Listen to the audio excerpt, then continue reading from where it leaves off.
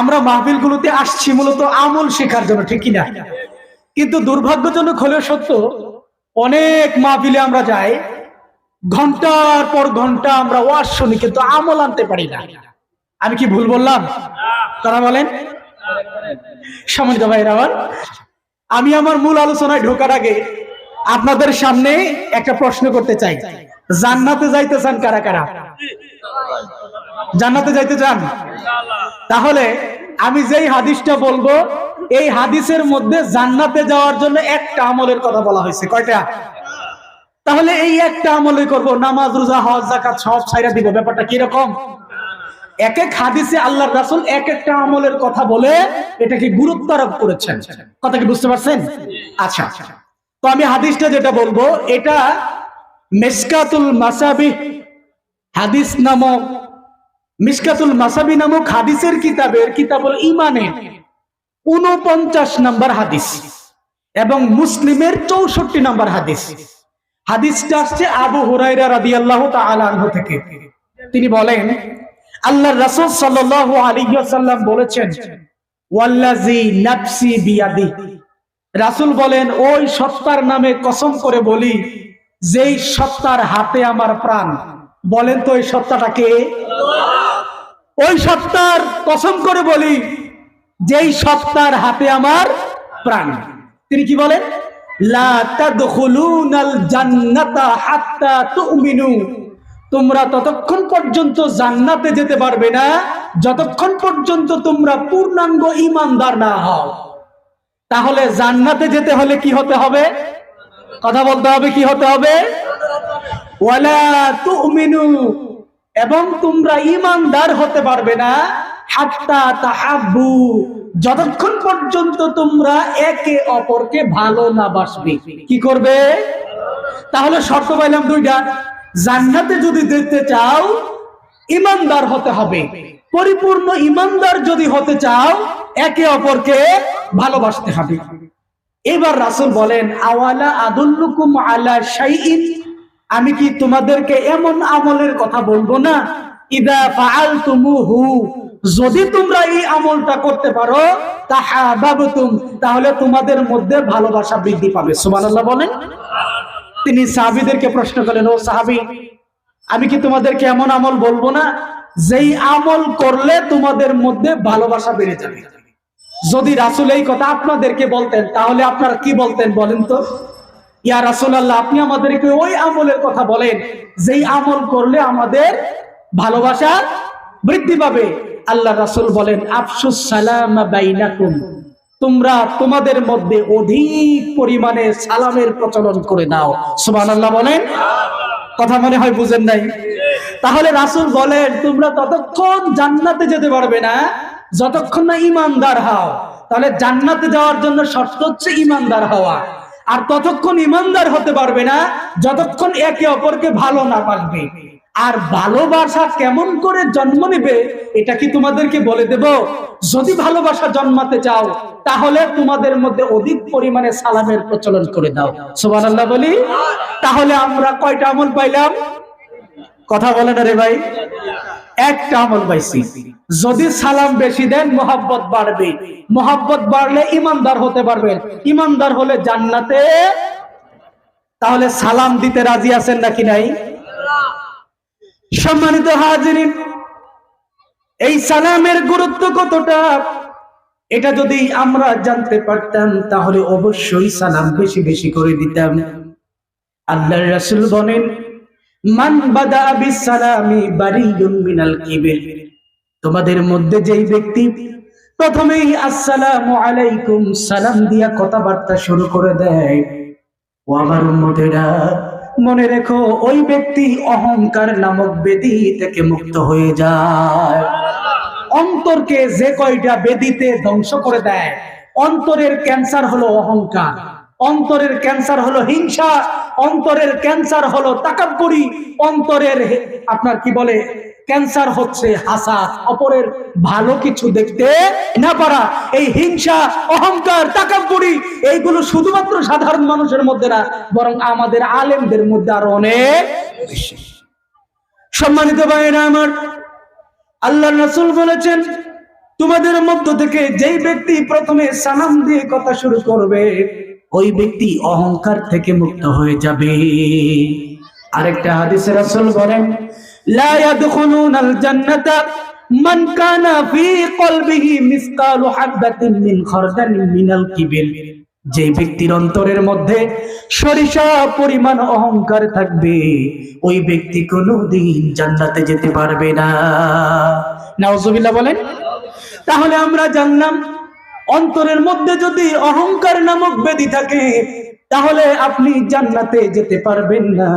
আরেকটা হাদিস দিয়া জানলাম অন্তর থেকে যদি অহংকার দূরীভূত করতে চান তাহলে বেশি বেশি করে সালাম দিতে হবে। সম্মানিত ভাই আমার, আমাদের সমাজে এইরকম মানুষ আছে না, আপনাকে দেখলে ওই দিক দিয়া ঘুরে যায়। আপনি বটতলা বাজারে গেলেন, এই মল দিয়ে আপনি আসতেছেন, আপনাকে দেখে লোকটা অন্য একটা মল দিয়ে ঘুরে গেল। মাঝে মাঝে আপনাকে দেখলে ওই লোকটা মনে হয় যেন আপনাকে দাও ছাড়া কাটতে ফেলাবে। এইরকম হিংসাত্মক মনোভাব, এইরকম অহংকারী মনোভাব, এইরকম শত্রুতা মনোভাব বন্ধু বন্ধুর মধ্যে, ভাইয়ের ভাইয়ের মধ্যে, প্রতিবেশী প্রতিবেশীর মধ্যে, রাজনৈতিক নেতাদের মধ্যে, হুজুরের মধ্যে, ইমামের মধ্যে আছে নাকি নাই? তাহলে এই যে মনোভাব, এই যে শত্রুতাপূর্ণ মনোভাব, এই যে একে অপরকে দেখতে পারে না, হিংসার কারণে, অহংকার কারণে, এই সকল কিছু আপনার দুর্বৃত হয়ে যাবে একটা মাত্র আমল করলে, সেটার নাম হচ্ছে সালাম। কথা কি বুঝাইতে পারলাম? সম্মানিত ভাইরা আমার, এবার আপনাদের দোষ তো বললাম, আমাদের দোষ কিছু বলি। দেখবেন আমাদের সমাজে এমন কিছু হুজুর আছে যেই হুজুররা ন্যূনতম একটু লেখাপড়া করেছে, একটা মসজিদ ইমামতি করে, একটা মাদ্রাসায় মুদাররিস শিক্ষকতা করে, অথবা কিছুদিন লেখাপড়া করে গ্রামের মধ্যে আসছে, সে বুকের সিনারে টান টান করে হাঁটে রাস্তা দিয়া। কেন? তার মাকসাদ হচ্ছে আমি হুজুর হয়ে আসছি, তোমরা আমারে সালাম দিবা না, তে কই যাইবা? কথা মনে হয় বুঝেন নাই। আমাদের সমাজের মধ্যে হুজুররা সালাম বেশি দেয় নাকি বেশি নেয় বলেন তো? কথা বুঝেন নাই। হুজুরদের মধ্যে সালাম দেওয়ার প্রবণতা বেশি নাকি নেওয়ার প্রবণতা বেশি? অথচ কোরআন হাদিস কারা জানে? হুজুররা বেশি জানে নাকি আম পাবলিক বেশি জানে?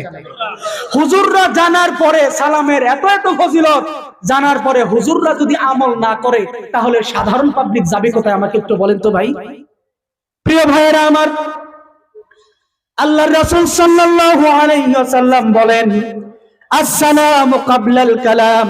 ও আমার উম্মতেরা, তোমরা যখন মানুষের সাথে কথা বলা শুরু করবে প্রথমেই তোমরা এক ভাই আরেক ভাইকে আসসালামু আলাইকুম বলে কথা শুরু করে দিবে। আমরা কি এরকমটা করি? মানুষের সাথে যখন আমরা কথা বলি তখন কি সালাম আগে দেই? দেখেন আরেকটা হাদিস বলে আলোচনা শেষ করব। ওই যে বলছিলাম আমাদের হুজুররা মানুষকে সালাম দেয় না।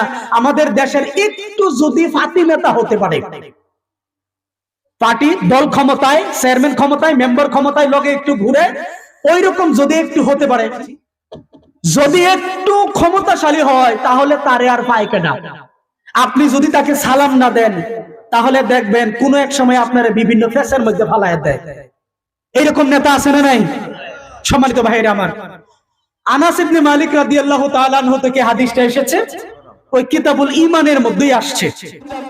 আল্লাহর রাসূল সাল্লাল্লাহু আলাইহি ওয়াসাল্লাম একদিন রাস্তা দিয়ে হেঁটে যাচ্ছেন। এমত অবস্থায় তিনি দেখতে পেলেন যে কিছু ছোট ছোট পোলাপান খেলাধুলা করতেছে। আচ্ছা, আমগো এলাকার মধ্যে পোলাপান খেলাধুলা করে না ভাই রাস্তার পাশে?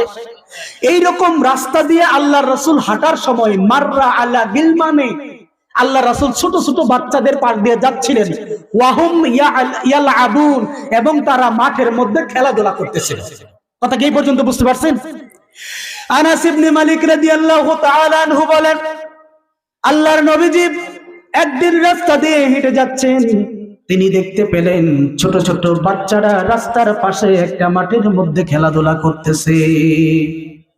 এটা দেখে আল্লাহর রাসূল সাথে সাথে ছোট ছোট বাচ্চাদেরকে ফাসাল্লামু আলাইহিম, আসসালামু আলাইকুম বলে তিনি ছোট বাচ্চাদেরকে সালাম দিয়ে দিলেন। সুবহানাল্লাহ বলেন। এই পৃথিবীর শ্রেষ্ঠ মানুষ আদম আলাইহিস সালাম থেকে শুরু করে কিয়ামত পর্যন্ত যত মানুষ পৃথিবীর জমিনে আসবে, মুহাম্মাদুর রাসূলুল্লাহ সাল্লাল্লাহু আলাইহি ওয়াসাল্লামের চাইতে মর্যাদাপূর্ণ সম্মানিত ব্যক্তি আরো কেউ কি পৃথিবীতে আসবেন? সেই নবী তিনি যদি ছোট ছোট বাচ্চাদেরকে সালাম দিতে পারেন, তাহলে আমরা কি এমন হয়ে গেছি যে মানুষকে সালাম দিতে পারি না? রে ভাইরা আমার, সর্বশেষ একটা হাদিস বলে আলোচনা শেষ করব। আদম আলাইহিস সালামের নাম শুনছেন? কথা বলে না রে ভাই। সালামটা কোথায় থেকে আসছে আমরা ওই ইতিহাসে একটু ইনশাআল্লাহ চলে যাব। এই হাদিসটাও মেশকাত শরীফের বাবু সালামের মধ্যে আসছে। দাখিল মাদ্রাসার মধ্যে নবম দশম শ্রেণীতে যে কিতাব, হাদিসের কিতাব, পাঠ্য উস্তাদ এখানে বসে আছেন, আমরা ওই হাদিসটা পড়াই। আল্লাহ রাব্বুল আলামিন আদম আলাইহিস সালাতু ওয়াস সালামকে মাটি দিয়া তৈরি করলেন, পুতুল তৈরি করলেন 120 হাত লম্বা। কত লম্বা? জান্নাতের সামনে একটা জায়গায় মাটির পুতুল আদম আলাইহিস সালামকে তিনি রেখে দিলেন। আল্লাহ রাব্বুল আলামিন যখন চিন্তা করলেন আদমকে এভাবে আর রেখে দেওয়া যায় না, তাকে মানুষ হিসেবে গড়ে তুলতে হবে, তখন তিনি নিজ রুহু থেকে ওই মাটির যে পুতুল আদম আলাইহিস সালামের এটাকে রুহুটাকে ফুঁকে দিলেন। এই পর্যন্ত বুঝছেন কিনা? কম। এতদিন পর্যন্ত মাটির তৈরি 120 হাত লম্বা যে পুতুল, মাটির পুতুল শুয়েছিল, এই পুতুলটার ভেতরে যখন আল্লাহ তাআলা রূহটাকে ফুঁকে দিলেন, সাথে সাথে সেটা রক্ত মাংসের মানুষে পরিণত হয়ে গেল। আদম আলাইহিস সালাম রূহটা ভেতরে পাওয়ার পরে তিনি যখন প্রাণ ফিরে পেলেন, তখন তিনি শোয়া থেকে উঠে বসলেন। বসার পরে সর্বপ্রথম তিনি যেই আমল করলেন, সেই আমলের নাম হচ্ছে আলহামদুলিল্লাহ। একবার আলহামদুলিল্লাহ বলেন জোরে সোরে। আল্লাহ রাব্বুল আলামিন আদম আলাইহিস সালামকে ডাক দিয়ে বলেন, ও আদম, তুমি উঠে বসেছো, তোমাকে একটা দায়িত্ব দিই। ওই যে কিছু একটা দল বসে আছে একটু সামনে, ওই দলের কাছে যাও এবং গিয়ে তাদেরকে তুমি সালাম দাও। তাদেরকে সালাম দেওয়ার পরে তোমার সালামের জবাবে তারা কি বলে এটা মনোযোগ সহকারে শোনো। আদম আলাইহিস সালামকে এবার আল্লাহ বললেন, তোমার সালামের পরে তারা যে উত্তর দিবে এটা হবে তোমার সালামের উত্তর। শুধুমাত্র তোমার উত্তর নয়, বরং কিয়ামত পর্যন্ত দুনিয়ার জমিনে যত মানুষ আসবে সবাইকে এই উত্তর দিতে হবে। আদম আলাইহিস সালাম চলে গেলেন ওই দলটার কাছে, এবং হাদিসের পরের অংশ আসছে ওয়াহুম মালাইকা, ওই দলটা ছিল ফেরেশতাদের দল। আদম আলাইহিস সালাম ফেরেশতাদের কাছে গিয়া আল্লাহর শেখানো ভাষায় বলে দিলেন, আসসালামু আলাইকুম ওয়া রাহমাতুল্লাহ। আদম আলাইহিস সালাম ওই দলটাকে, ফেরেশতার দলকে গিয়া কি বললেন? আসসালামু আলাইকুম। তিনি আল্লাহ জি জি জি এক মিনিট। আদম আলাইহিস সালাম আল্লাহ বলে দিয়েছেন যে তুমি মনোযোগ দিয়ে শুনবে ওরা কি বলে। আদম আলাইহিস সালাম মানে শুনলেন, তারা বলছে ওয়া আলাইকাস সালাম ওয়া রাহমাতুল্লাহি ওয়া বারাকাতুহু। ওই ফেরেশতার দলেরা ওয়া বারাকাতু শব্দটাকে বৃদ্ধি করলেন। আদম আলাইহিস সালাম এটা শুনে আসলেন। এর থেকেই আমাদের মাঝে প্রচলন চলে আসছে যে আসসালামু আলাইকুম বলে সালাম দিতে হবে, ওয়া আলাইকুমুস সালাম ওয়া রাহমাতুল্লাহ বলে উত্তর দিতে হবে। এই সংক্ষিপ্ত সময়ের ভেতরে আপনাদেরকে একটা আমল দিলাম, এই আমলটা কি আমরা করতে পারবো ইনশাআল্লাহ? আল্লাহ তাআলা আমাদেরকে তৌফিক দান করুক। সকলে পড়ি আমিন।